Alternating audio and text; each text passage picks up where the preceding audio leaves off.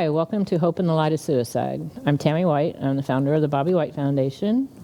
And good afternoon, I'm Bonnie Snyder. I'm your co-host. Yay. We're in a little bit of a different set today. It seems kind of weird. It's not our normal set. Not our normal set. Unfortunately, our normal set had some little Technical difficulties. We've been getting a lot of rain, and it's been really cold, but we've been getting a lot of rain, and the ceiling was leaking over our set. So we get a new set, and I feel like I should be doing a crafting segment or something here. I know. I recently taking up quilting. Oh, this would have been And perfect. You could be I sampling. was like, oh my gosh, this looks like it's a larger version of the acrylic, quilting thing that I have. For your measuring and cutting and. Oh yeah. So yeah. So, you guys find this missing. It's at my house. So I'll bring it back next week. So again, welcome. We want to always thank Rob and Dylan and Cage and John for giving us this platform and doing what they do, because we couldn't be here if they weren't there. So this set kind of makes me. It has like a nostalgic feel to it, because it makes me think back to when we first started this. Remember, when we first started, we were sitting behind a desk. Yeah, we were sitting behind the desk that they use for Nerd Talk. And then they took the desk away. Like, we started out, we were sitting in chairs, and then we ended up behind a table, and now, we're. Yeah. It's good to shake it up a little bit. I know. I like variety. Yeah. Variety. Yeah, it just seems kind of weird. But hey, it's all cool.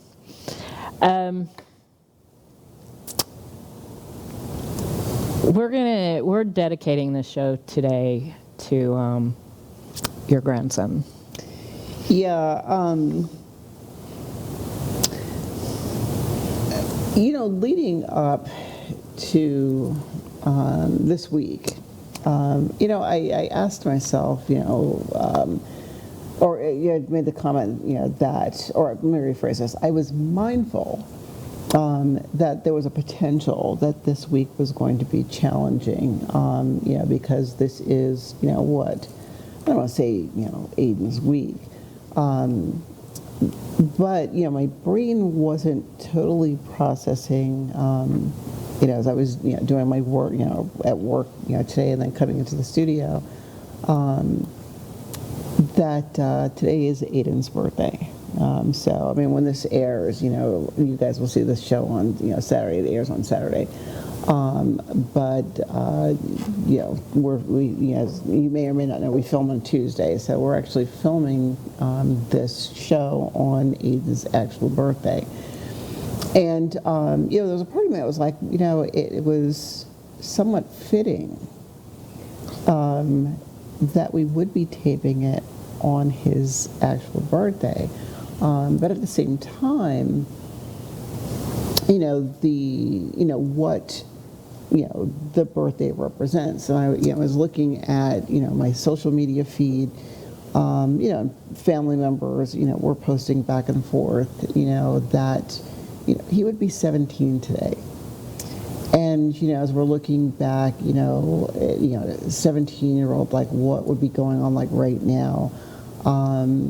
It's like, we're in February now, May. So, in 3 months, we would be discussing, he's graduating from high school. I'm quite sure, or maybe he'd be going into, would he be a junior or senior this year? I think he would be. He may have been a junior. Yeah, potentially he's going to be junior or senior. Yeah. But we'd be talking about his last 2 years, of school. There's a potential he'd be discussing, I just got my permit, or I just got, or, Kansas, Missouri, you can get your driver's license at 16. Much like it, same like it is here in Florida.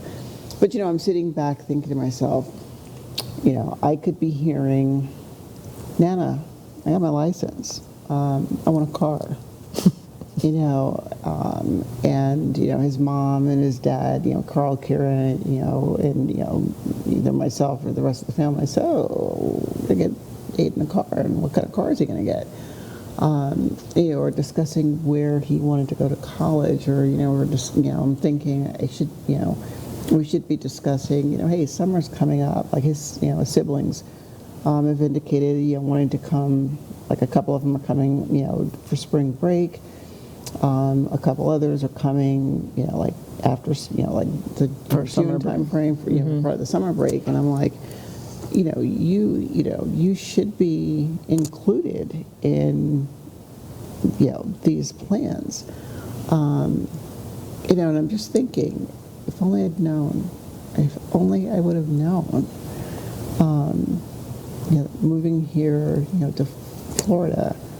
I mean, I've been here, what, 13 years now? You know, 13 years ago. You know, this is 30. So if I didn't know in 10 years after I moved to Florida, he'd have been gone, would I have made different decisions? You know, or what would have been different? Or, you know, if I still would, you know, I probably would have still moved here. You know, but what would have been different? You know, in the struggle with memories, you know, that we will never, we can't make. You know, not being able to spend the amount of time, you know, with him that I would have liked to. You know, and then there's some other, like, you know, residual stuff that, you know, yeah, we'll keep those, you know, close at hand. Yeah, so, you know, happy 17th, Aydin. I hope, you know, I'm sure you're doing it up. You know, make Uncle Pat, you know, make Uncle Pat, you know, take you out somewhere. You know. But we miss him. We think of him on a daily basis. You know, and, you know, we continue to be saddened by, you know, his loss.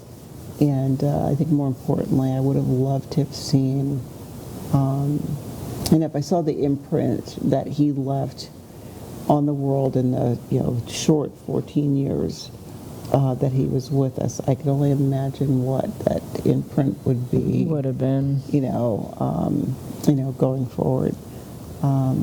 You know, like Carl said, you know, the fact that he, you know, will never, he didn't get to meet his little sister. And I could just imagine, you know, what that would have been like. You know, he's not the baby of the family anymore. You know, now his baby status has been replaced, you know, by bricks. And, you know, I saw how he was, you know, with his, actually now he wasn't the baby anymore, because I keep forgetting. How could I forget? You know, Mikey, you know, his little brother, you know, his mom and her current husband. You know, so I watched, you know, how he was perfectly fine relinquishing the baby status to Mikey, and, you know, how he was with Michael, to, you know, I could imagine what that relationship would have been with the little sister. Oh, yeah. So, yeah. Yeah, so. Well, so this show's for Aydin, and please keep the entire family in your thoughts and prayers and hearts, and as we can do virtually for you, whatever, you know, you're dealing with too. It is. I mean, it's, you know, it's one of the blessings of having this platform, you know, to be able to, you know, bring, you know, you know, whether it's, you know, message, information, you know, that glimmer of hope, you know, to somebody else who might be dealing with this. Yeah, I think sharing, you know, whether it's our messages or you sharing your messages, I think it's helpful and healing for people, for others not to know, or to know that you're not alone, that, you know, there's others going through it, and reach out. You know, you don't have to do it alone. It's a rough road all by yourself. and you're not by yourself. Right, and it can be. Some Yeah. people, which is why I love, when we get into this next chapter, sometimes I love it when it's almost like the stars align, and either the topic that we have going on, or the chapter that we're about, to cover in the book, and I'm just like,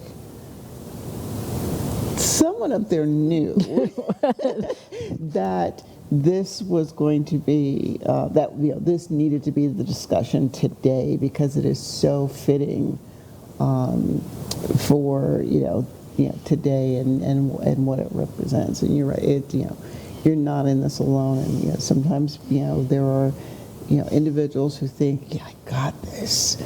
I don't need anybody else. I got this. Only recognize that, okay, you may have it, or even think you have it, or I don't want to minimize. There are some people who, are able to get through rough spots without, a lot of aid or assistance from others. However, at the same time, it's important to acknowledge that just because you have the ability to deal with things on your own doesn't mean that you have to. Right. And I think recognizing that there's that hopefully we all have someone, in the corner somewhere that we can call on when the burden gets a little heavy. Yeah, exactly. That is so true. Before we get into our book, though, because I know that if we get into the book, then I'm not going to get the stuff about this weekend. So our local state college, Pasco-Hernando State College, this past weekend had a, family fun festival and health fair out at the college. The weather was so cold and crappy, but a lot of people showed up with their kids and stuff, and we were set up actually right next to the Pasco County Sheriff's Department. We had a table down there. I wish I would have had a hat and gloves. I was dressed warm, but we had a few misty showers come through. But the college put on a really super event. They had this picture here. Actually, the president of the college put that on for his cover photo on Facebook. Nice. One of the gals that I know that worked there sent that to me. So, and I was, across the way from me was ASAP's table and a Baycare table.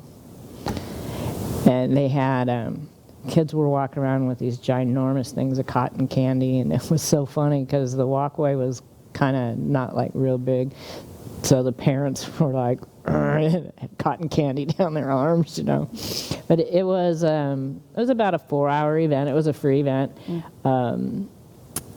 With the weather, I was really pleased with the turnout that we had.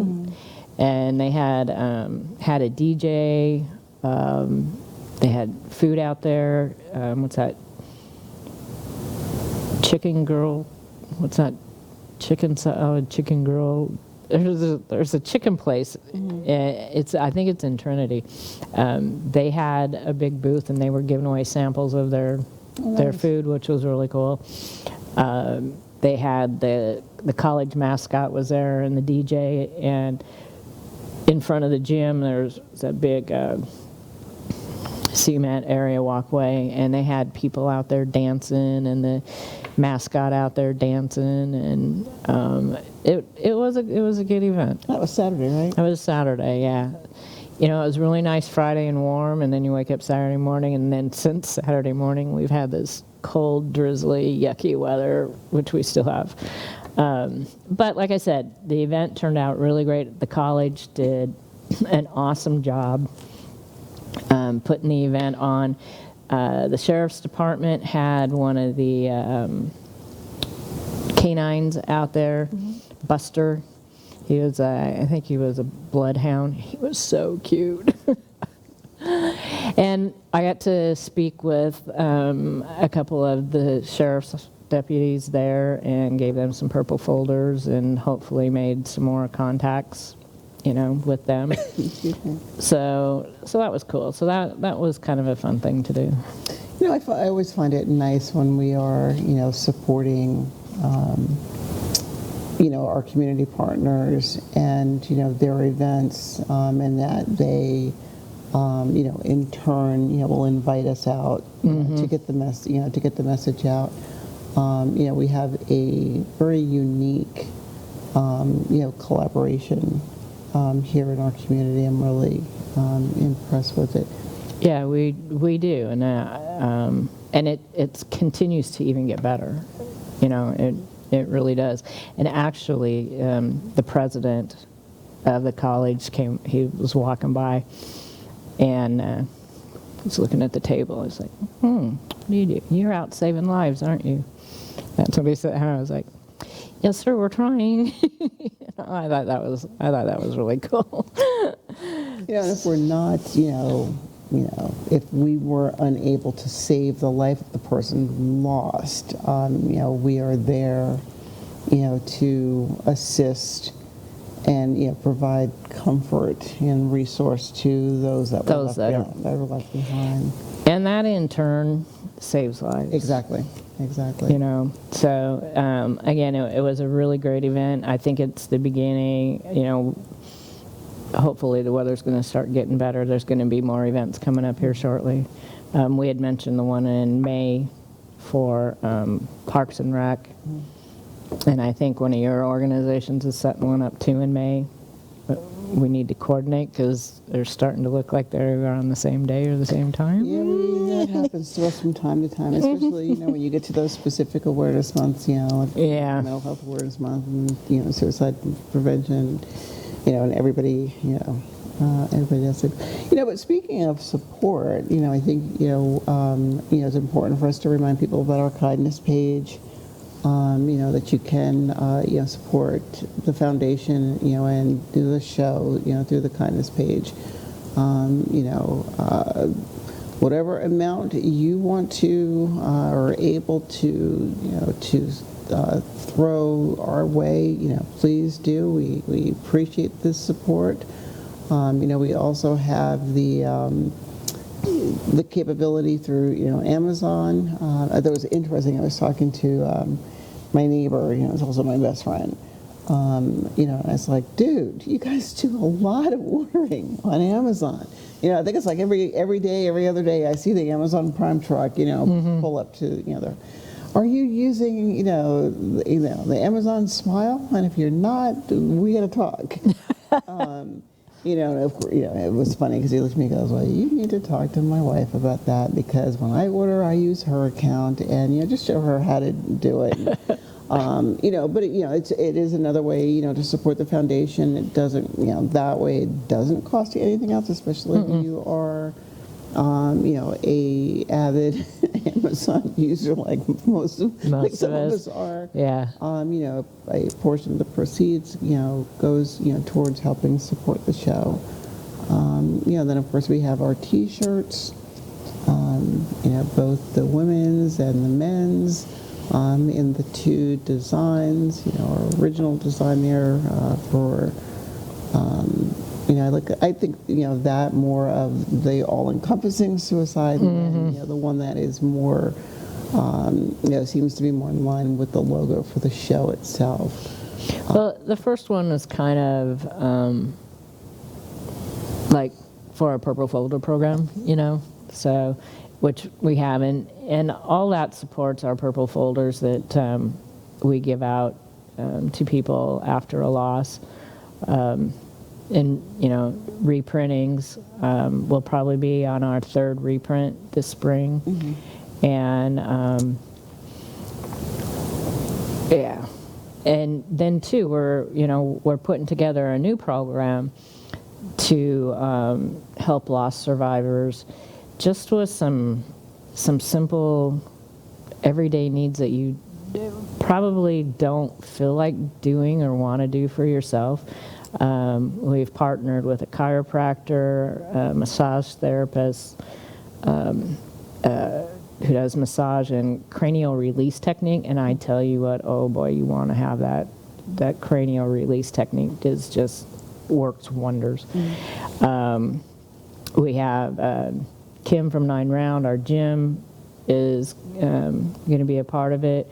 We've got, so those are like personal care stuff, or even if you want to get a haircut.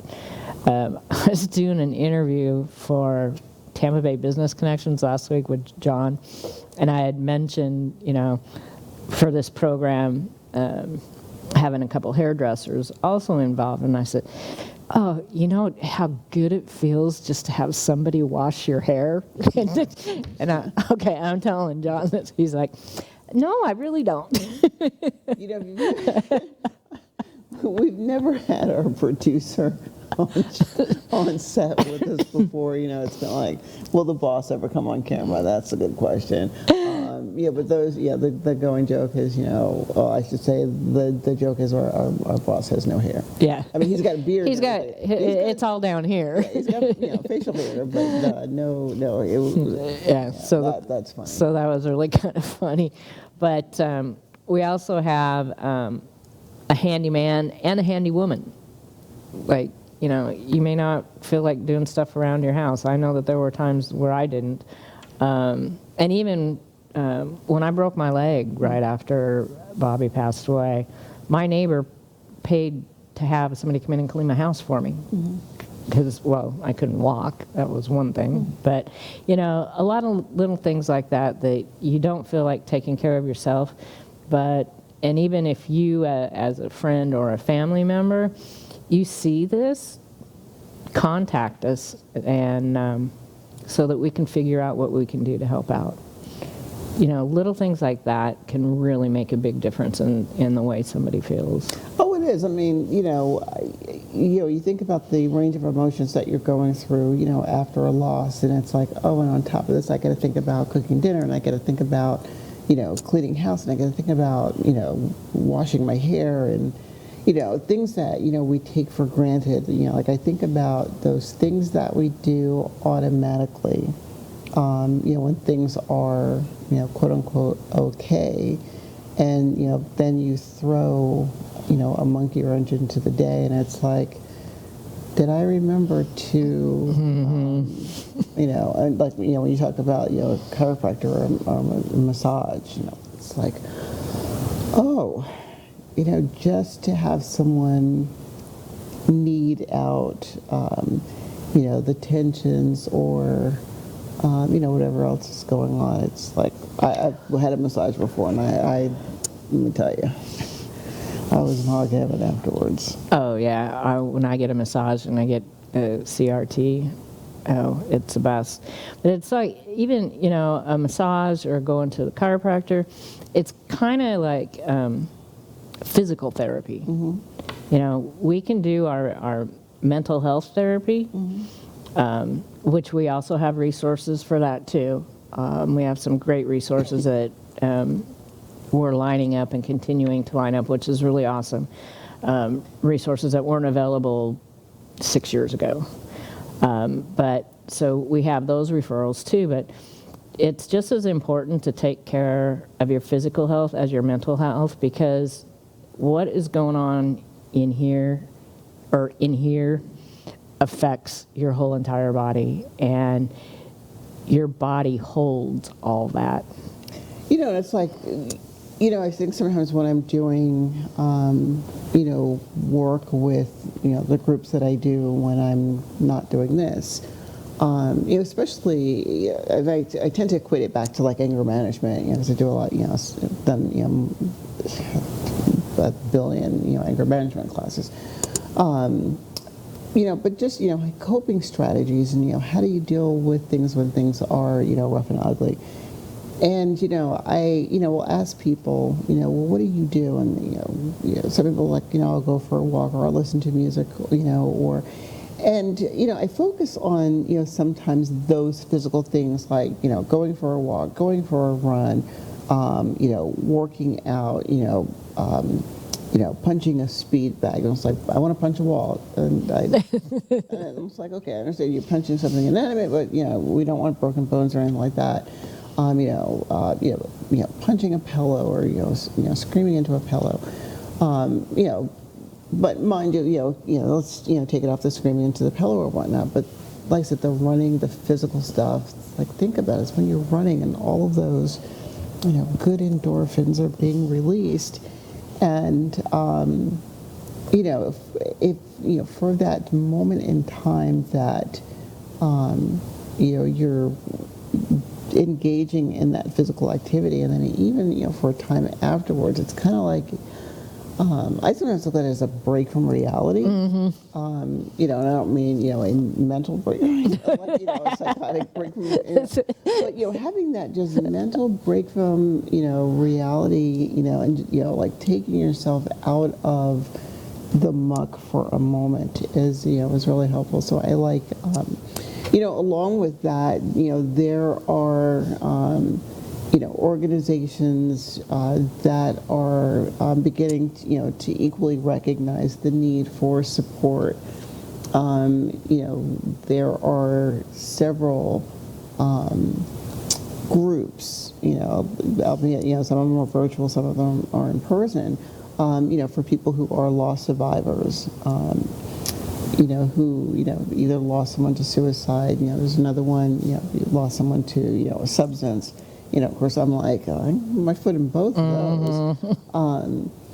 But that's the other thing too. Along with the physical stuff, is it's okay to go and talk to somebody. Find these groups, and I'm quite sure within the next couple of shows, I'll have a list of these are the new groups that have been started that. Are no cost, that you can, sign into or join. And I think the other thing too with groups, just throwing this out there, a lot of people think when I go to a group that means I have to talk. And, I think it's important, to point out to people that, when you're in a group, you don't have to talk. You're very, you're rarely, if at all, forced to talk. Sometimes just being in the room and listening to other people, is all you need. And sometimes, eventually, you'd be like, what, I think I want to chime in now. But just being in a room with folks that have been there with you. It is extremely helpful. It is. And if you, go the therapist way and you come, you go to someone and it just doesn't click, keep trying. Don't give up. You may not come across the right one immediately, but there's somebody out there to help you, and don't give up. That happened to me years ago, and that put me way back in my situation now, but I finally gave in, and I got fortunate. I found someone to click with, even though I know therapists, but it had to be somebody. It had to be some. Yeah, and you're not the only one. It's just like I've got other, clients that are, but they can be resources for other people, for me.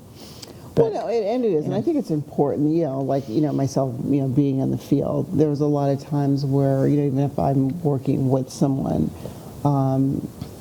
even we ourselves are able to, ascertain this, I'm not a good fit for this person, or something, it's like we're not clicking. And for me anyway, the ethics, kind of jump in. I say it's true of anybody. Right.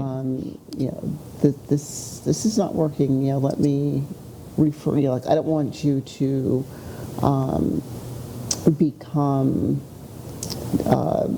discouraged with the therapeutic process. Let me get you somebody that you might have a better rapport with, or gel with better, because it does happen. Well, it does, and that's what happened to me years ago when I was going through Michael's death, and it was just like, nah, been there, done that, didn't work, wasn't a good experience.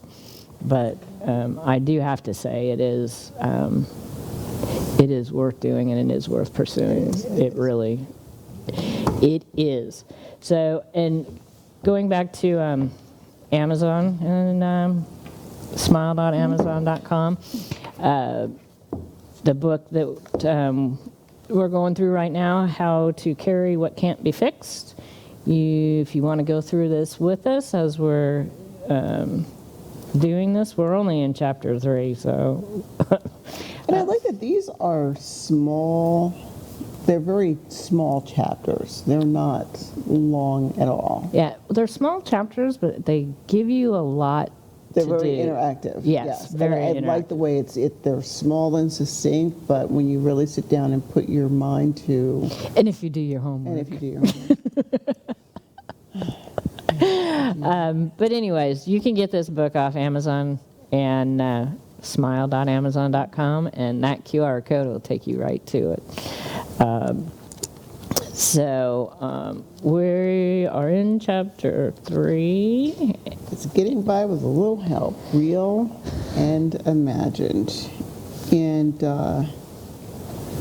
for me, the first thing, or one of the first things that stood out was sometimes friends and family are amazing. Sometimes they all seem to disappear. For many people, it's a mix of both. Even with the best support, grief can be incredibly lonely. It's important to look for sources of support whenever you can. Surviving grief is a long haul, and it takes team effort. And, to me, when I know we've talked about that in, past shows where, in the early throes, of a loss, or any kind of trauma, and this is, not just true of, of losing someone to a death, but I think about, having had surgery, and, people are, I'll be here for you, just call me and I'm here.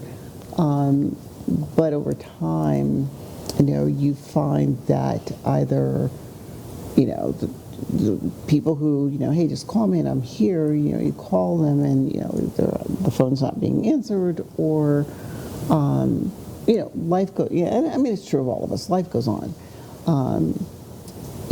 But it is, important that you sit back and you identify and know that you do have support systems, because within, when I think of in my own orbit, for example, if I were to list, let's just say, easily the 20 people who said, I'll be there for you, I'm there, I'm there.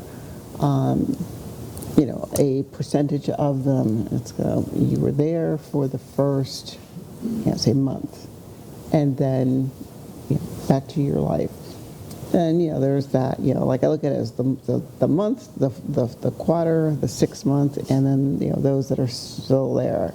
And I'm not throwing shade on those who, I'm here whenever you need me, just pick up the phone, and call.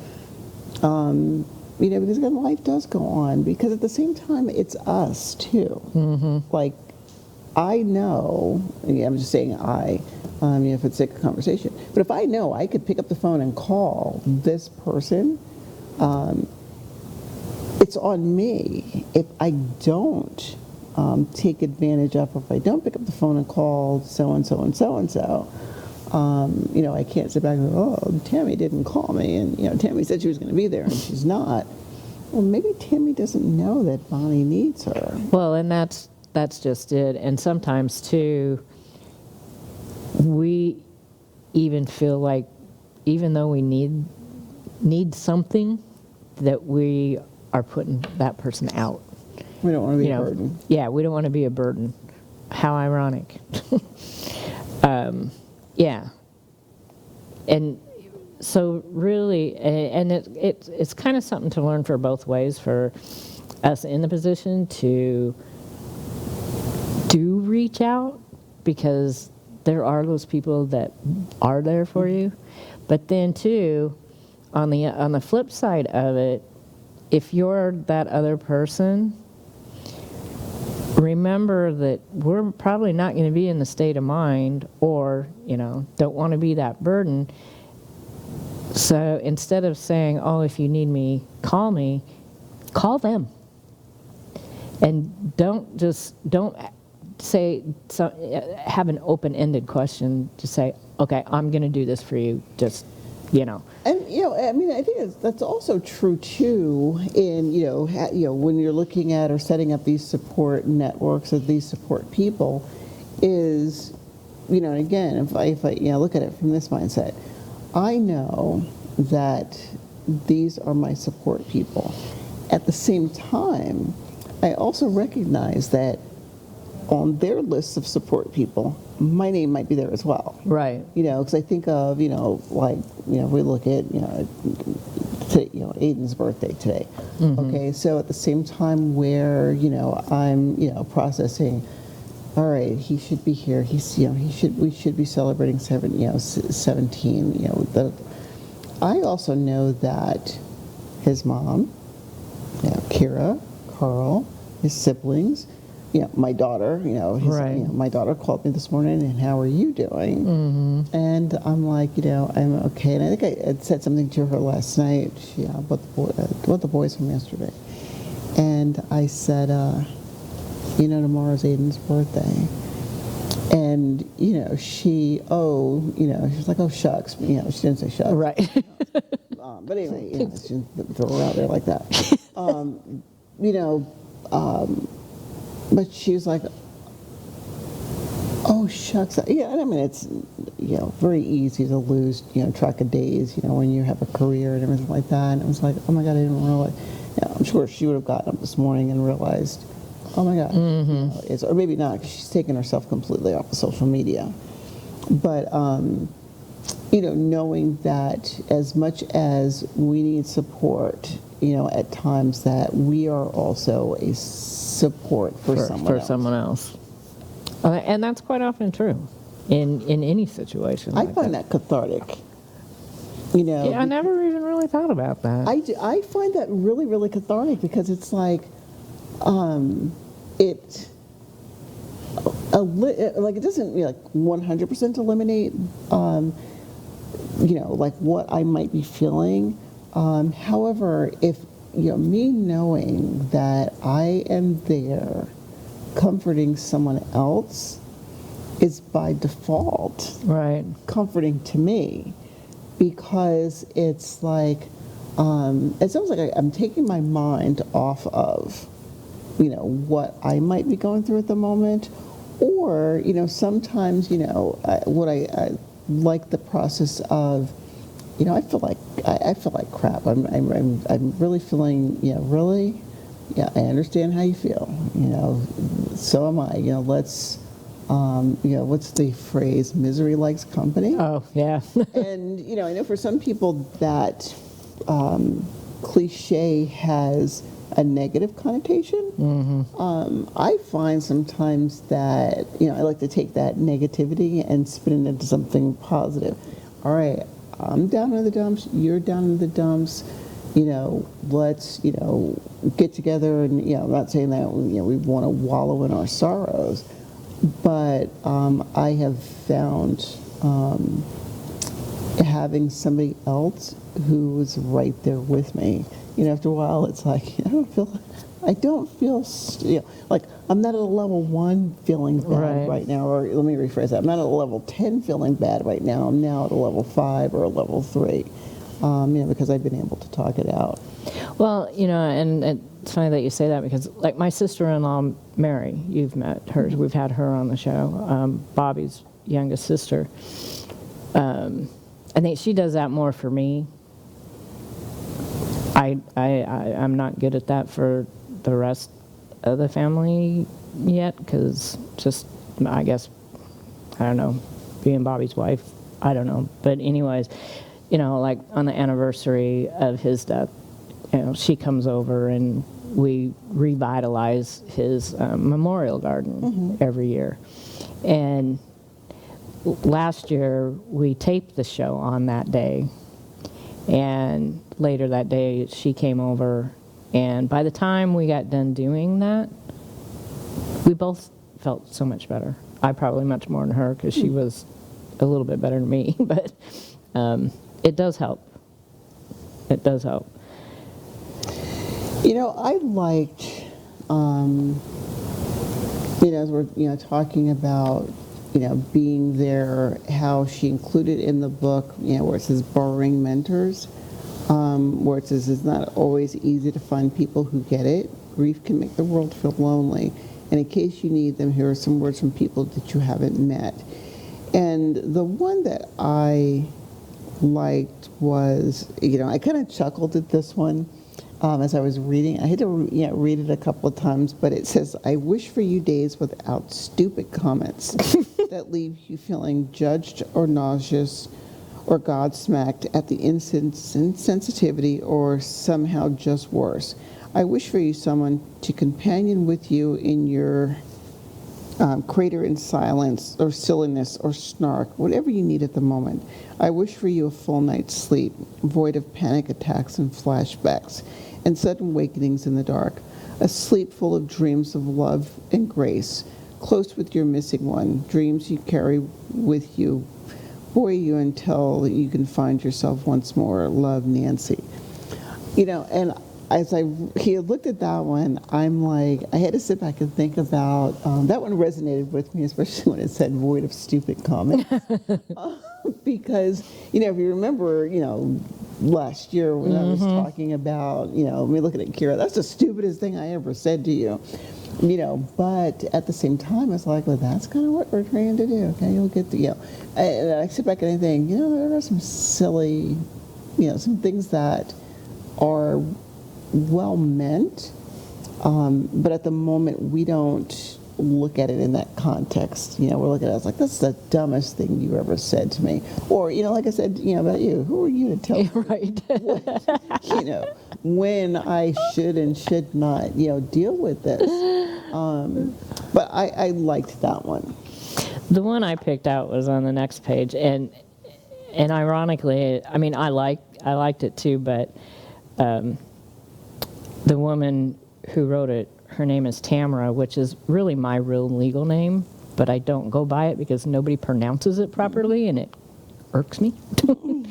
But she says here, when you are consumed by your grief, when life has lost its meaning and its beauty, when going forward seems impossible, may there be light, even if it's the tiniest blip in the dark.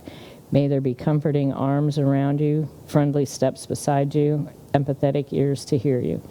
May you know that you are never alone, and that if nothing else, you have a family of people who understand. Though we may not really know each other, we understand, and we are here. We are here. You are so loved.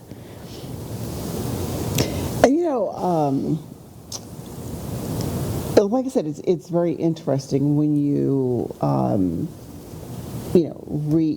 see a quote in a book. There's another book I have at home. It is, what's it called? 1,000 or 10,000. It's a book of positive quotes. And, these quotes are from, notable, the people in history or, famous people. But they're all positive quotes is what it is. And I actually borrowed the book. There was an intent to get it back. But I borrowed the book from Patrick, I should say of all people. But it's Patrick's book. And I felt myself, whenever I was feeling down, I would go to this book and just pick out the positive quote for the day, and I post it on my, social media page. And or sometimes things didn't have to be going wrong. It was like, I've gotten away from it. Just life and nothing to do. I should say nothing to do with this, per se. However, every day I would just like thumb through, and I liked the way the book was laid out, because it had, if you were going through this, here's a positive quote for that. And, even just hearing something that just fit at the moment, giving yourself something to focus on. It's like I may, go back to that. My other go-to, what I found was the dad jokes. Believe it or not. Oh. The dad, it posted it's like, here's your daily dad joke. And, part of it was, for my own, amusement. At the same time, hearing, someone say that was, like, it was like, you're so silly. Or, that joke was so stupid, but it's exactly what I needed. I had mentioned that I had made some signs, and a couple of them were the ones that Rob showed from the event that day, but I was talking to my neighbor when I was in the midst of doing this, and she was like, I want a sign. And I was like, okay, what do you want your sign to say? So she told me, and I said, okay, but the foundation name is not going on it. And I can't even say what the sign said. But I made the sign, but I added a little smiley face with some like little flowers on it. And it was funny because while I was making it, because I knew it doing this kind of thing, and the letters were rough, and so the transfer tape wasn't sticking to it very well, and it was taking forever. And so by the time I was like even halfway through it, I'm like, I'm saying what the sign said. But anyway, I got it done, and it looked really cool, and I snuck over the other night, and I stuck it in her garden thing where she comes out and sits when she lets Stella out. So the next morning, about 8:15, and she doesn't usually call me this early, the phone rings, and I'm like, oh, she saw the sign.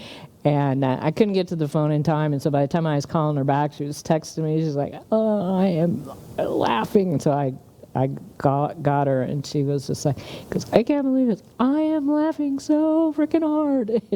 And it was really cool because it was just kind of neat just to make something. And she didn't even know I was really going to do it. She didn't. I don't think she thought I would really do it.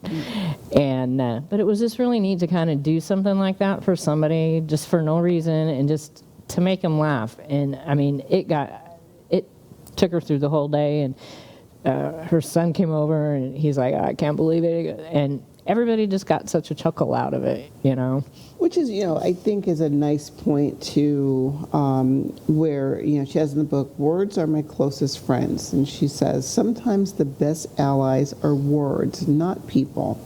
And, she has 6, boxes on this particular page where it says, use this page to collect quotes that are helpful or meaningful. Like, your friend having, that sign as a reminder, like when they go out and they see something, it's like, oh, this is something that, it doesn't really matter how bad my day is going to be. Here's something that's going to make me laugh. Right. Or, my having this, book of positive quotes, or, the silly dad, the dad jokes. Sometimes, just having, that silly thing, to go to, like one of my favorites was, I support farmers. You might say I'm pro-tractor. Get it? I'm pro-tractor. Yeah. I don't know what it was about. Okay. Made me think about it. It's my children's father. My children's dad. My ex. It was on a farm, and I read this, and I was like, if we were still speaking terms, I'd be like, oh, I was like, you might say I'm a I'm a protractor. That's the corniest thing I've ever heard. It is. The stupidest thing I've ever heard. At the same time, in its, like corny stupidity, I'm cracking up about it. It's like, that's That's just hilarious. That's like hilarious in its unique way. And sometimes, those quotes are, it can be something, very, deep and meaningful and, have some substance to it, or it could be something as stupid as I'm protracted. Okay. Yeah, so go through and write stuff down in this book. That's the great thing about this book, that I really like it, that she has so much space here and encouraging you to be a part of what this book is. And then there's your grief mentor, find that guiding star. You haven't lived with loss before. It's hard to know what to do. It's hard to know what's possible living without the one you love. And she has, you have like a page and a half where she guides you through here to use the space below to write about your guiding star. How has this person affected you? What feels possible in the light of how they've lived their grief? Find a mentor. Finding a mentor can be tricky. If you don't have one, write about not having one. That's important too. Exactly. It is, very, very nice to have, that go-to person that, she calls him that guiding star. It's one of the reasons why we do this. And it doesn't have to be one person. Exactly. Remember that too. I don't have only one person I go to. I have several, thank goodness. It would be too much for one. I would be too much for one person. Yeah. So, and then, and it says here, extra help. Create a bonus made-up extra personal mentor. And it says even the best humans aren't available 24/7. And sometimes even your favorite people can't hold the whole vision of how to best support you. Yep. It's great to have an imaginary mentor on standby. And, this is where, people are like, wait a minute, so you want me to create an imaginary person in my hand? Isn't that a bit, out there? Weird or out there? Or, is someone going to see me as, defective? And I say, no, it is. I like how she says, it's, jotting down what you feel is, what the perfect mentor might look like, or what do you want in a mentor? Because what I find with that, as I read it, it was like, I may not have a mentor now, okay, or if you're somebody who I don't have a mentor now, but as I'm looking for someone to be that mentor for me, these are the qualities that I need in that person. Because, I look at it, very similar to, going out and buying a new pair of shoes or a new outfit. You're going to try this on, or even, if you're going to get into a relationship with somebody, save mentor, what do I want in the, the perfect partner? I want somebody who is, and some of us have these checklists, and I think, having a similar checklist for, a mentor is equally important, because, that could be, your guide, so that, when you do reach out, hey, Tammy, you know what, we're friends, I really need somebody to talk to, hey, Bonnie, what do you need? This is what I need. And even that person on the other side is able to tell you, what, either A, I can be that person for you, or, what, I can fulfill this, or I might not be that go-to person. Right. Well, she has in this area, like, I don't know, that doesn't work really well. See those pages are blank? She says here, that's why she leaves these pages blank. Draw or collage your fantasy mentor below. You might start with a person, then add elements of animals, trees, or even parts of a landscape, such as rivers, mountains, anything that can lend support.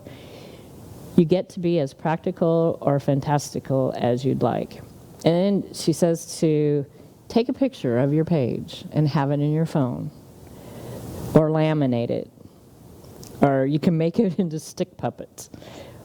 He said, it might be silly, but it could be very powerful in helping you. And especially if you don't have that person yet, you have this with you.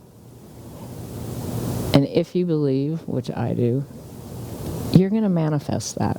Yeah, it's always, it's very, something tangible. But along with, having, nice segue into, whether your mentor is a real person or this person that, is imagined. We also, give you guys the reminders, to keep the lifelines and the hotlines, available. Put them in your phone. You don't know when, you may, have to use them. And sometimes those situations happen when, when you least expect it. I had one this week, where somebody, told me they were thinking about harming themselves, and I'm like, okay. But again, like having, these numbers on hand is life-saving. Literally can be life-saving. So, again, we want to keep Bonnie and the rest of the family in our hearts and our prayers. And happy heavenly birthday, Aydin. The show is for you. I'm sure you're dearly missed by all your family, your siblings, and aunts and uncles, and everybody. So, we're going to end the show with Aydin's. Rob, if you could put Aydin's picture up for us. And remember, well, there's always hope. Remember, there's always hope. There we go.